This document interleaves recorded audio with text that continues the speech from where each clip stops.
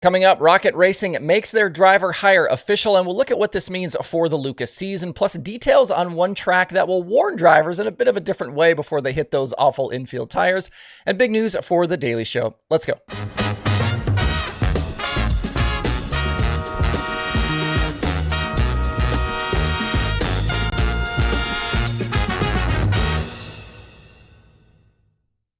It's Tuesday, March 19th. I'm Justin Fiedler. This is Dirt Tracker Daily presented by Kubota Genuine Parts.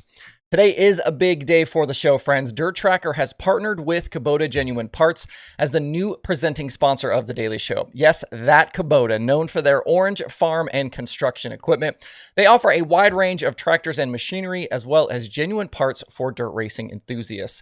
They've made it convenient to order those genuine parts online through participating dealers for delivery, or you can pick them up from any one of the 1,000 Kubota dealers. Additionally, if you own any Kubota equipment, the My Kubota app provides users with tools to manage their equipment effectively. This partnership has sparked excitement as Kubota ventures into dirt racing, aligning with the passion shared by dirt motorsports fans, staff, and competitors.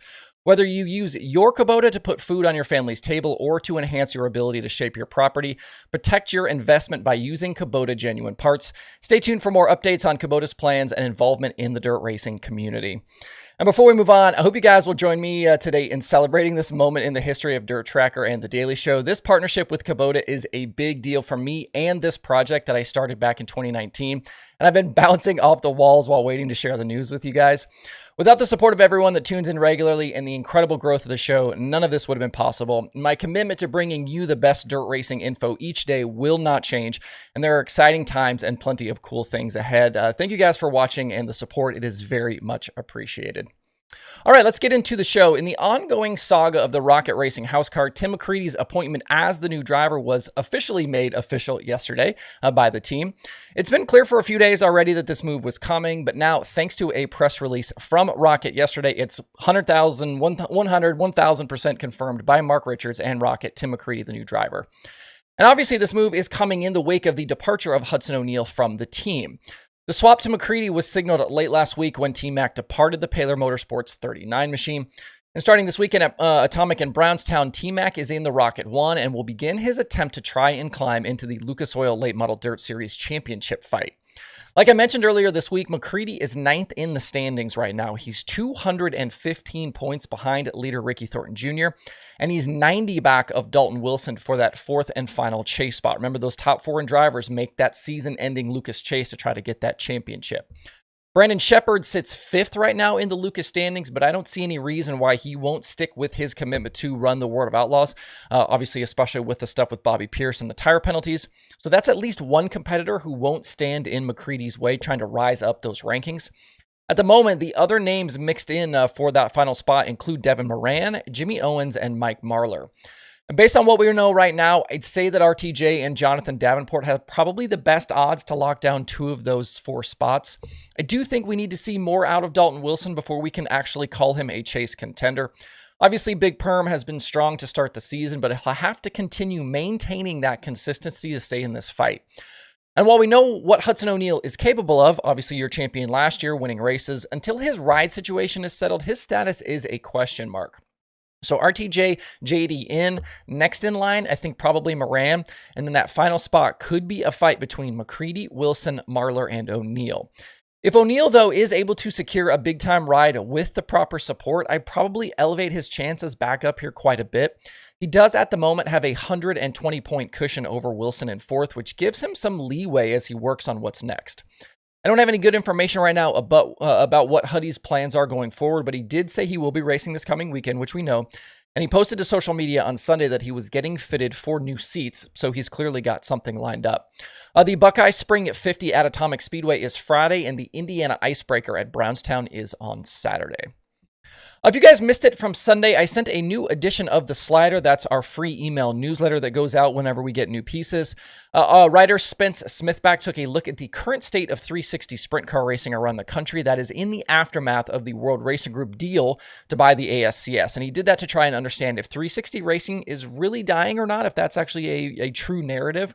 You can read Spence's piece over at DIRTRACKR.com/theslider. You can also sign up free over there to get the articles like that sent right to your inbox. Again, it's free. And if you would like to reach a few thousand dirt racing fans with your writing, I'm also looking for new submissions as well. So reach out to me via email or social media DMs for info if that's something you're interested in. Around the sport of dirt racing, I feel like one of the aspects of dirt tracks that is constantly being debated is what to do about the inside line through the corners. Obviously, we need some way to keep racers from cutting corners, but what exactly is the answer can be a point of contention. For some places, it's the dreaded tractor tires. They're big enough and heavy enough to be a deterrent, but aren't permanent and will move if hit hard enough so as to not completely destroy a race car. But plenty of front suspension and body panels have been the victim of getting just a little bit too close to them. At other tracks, it's an inside concrete wall like you'll find at Eldora, or you get the berm like we see at the Chili Bowl. Walls obviously hurt when you hit them, and sometimes berms can become launch pads for race cars. We've seen that plenty of times before. My point here is that all of these methods have pros and cons. One track in Minnesota, though, is trying a bit of a different approach, a hybrid approach, if you will, to start the 2024 season. They had a berm, but they got rid of it because it was supposedly causing drainage issues. Now they're bringing back the tractor tires, but with one other addition. They've installed these little blue sticks that will give drivers an extra warning, and then they pop back up when they are hit. You might see something like this along your favorite interstate throughout this great United States of America. So if you're hitting those plastic blue sticks, just know that the tires are not much further away. This is all happening at Granite City Motor Park, which is about an hour northwest of the Twin Cities. Besides regular weekly racing, Granite City is also hosting the WISSOTA Late Model Challenge Series this year, plus the USMTS. I have no idea if this will work better than the other options, berms or infield tractor tires alone, but kudos to them for trying something a bit different. Hat tip to Charles for pointing this one out to me. Before we close out today, some quick Gio Scelzi notes. He left Cotton Bowl this past weekend as the World of Outlaws Championship leader after 7 races, and he had a wicked wall ride on Friday night. I had some people say, I can't believe you didn't mention that. It was like a skateboarding grind. He just did it in a 410 sprint car. Obviously, it's still incredibly early, but I like what I'm seeing so far from him. Top 10s in every race completed, and top 5s in 6 of those 7 races. His average finish is 4th. He's led laps in 2 of the past 4 events, and he won for the first time since Beaver Dam last June. I talked to his brother Dominic in the offseason on an episode of Dirt Tracker Conversations, and Dom said he thought Gio could contend for the championship this season, and it's clear things are headed in a very good direction. I think a bunch of people thought David Gravel might be able to walk away with the title this season with the Outlaws, but Gio looks like he's ready for the fight. You throw in Donnie Schatz and Logan Schuart, who've both been solid to start the year, plus Carson Macedo on the rebound, and this could be a lot closer than maybe we thought with this Outlaw Championship battle. All right, that's it for the show today. You can find updated dirt racing news at DIRTRACKR.com and the streaming schedule at DIRTRACKR.com/watch tonight. Don't forget as well to check out the analytics section that is now over 1,850 races worth of stats and information. Hope you guys have a great Tuesday out there. We'll see you right back here tomorrow.